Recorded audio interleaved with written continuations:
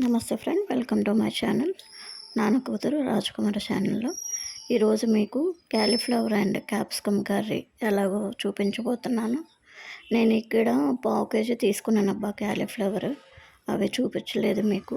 So 2 onions, ఒక capsicum తీసుకున్నాను. మొత్తం నేను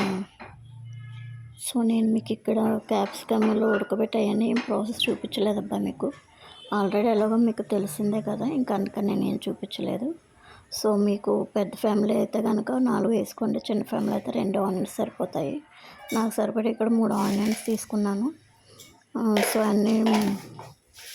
అన్నీ కట్ చేసుకొని రెడీ చేసుకున్నాను. స్టవ్ పైన పాన్ పెట్టి ఆయిల్ వేసి, సో ఇక్కడ నేను తాలింపు దినుసులు కొంచెం జీలకర్ర, కరివేపాకు యాడ్ చేసానబ్బా.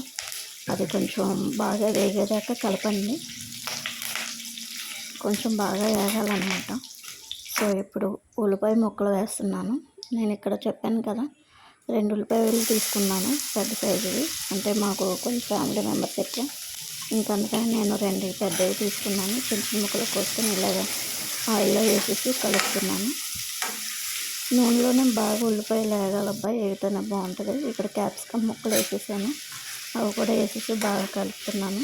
చూసారా ఇలాగా. ఇప్పుడు క్యాలీఫ్లవర్ ముక్కలు నేను ఉడికించేటప్పుడు పసుపు వేసాను. పసుపు వేసి ఉడికిన అలాగే ఎల్లో కలర్ వచ్చాయి.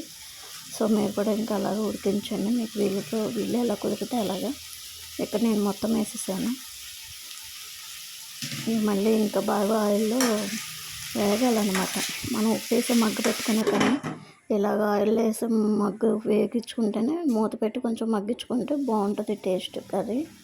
సో అది నేను ఇలా అయితే ఇలా చేస్తాను. మళ్ళీ మూత తీసి కలుపుకొని,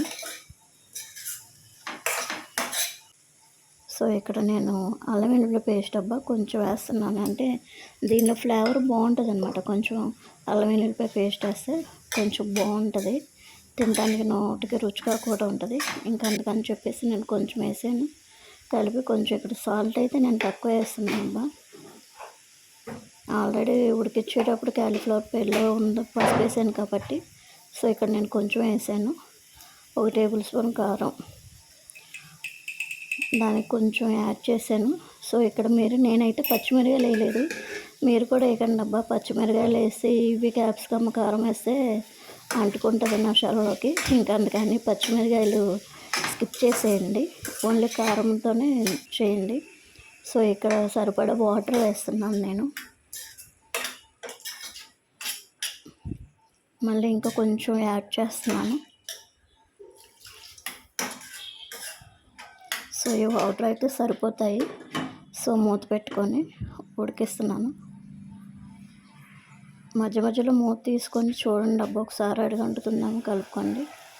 ఈ స్టేజ్లో ఉంది. మళ్ళీ కొంచెం వాటర్ ఉంది కదా, ఇంకా అందుకని నేను మళ్ళీ 3 minutes ఉడికిస్తున్నాను.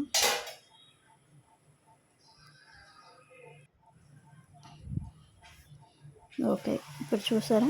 సో నాకైతే ఈ స్టేజ్లో సరిపోతుంది, ఎందుకంటే కలుపుకుంటానికి కొంచెం వీళ్ళ ఉండాలి కదా. ఓకేనా ఫ్రెండ్స్, ఈ స్టేజ్లో అయితే సరిపోతుంది. మీరు కూడా ట్రై చేసి ఎలా ఉందో కామెంట్ చేయండి, లైక్ చేయండి, షేర్ చేయండి. ఈ రైస్ అయితే వైట్ రైస్, బ్రౌన్ రైస్ చాలా బాగుంటుంది ఫ్రెండ్స్. మీరు కూడా ట్రై చేయండి. Thank you for watching. Thank you so much.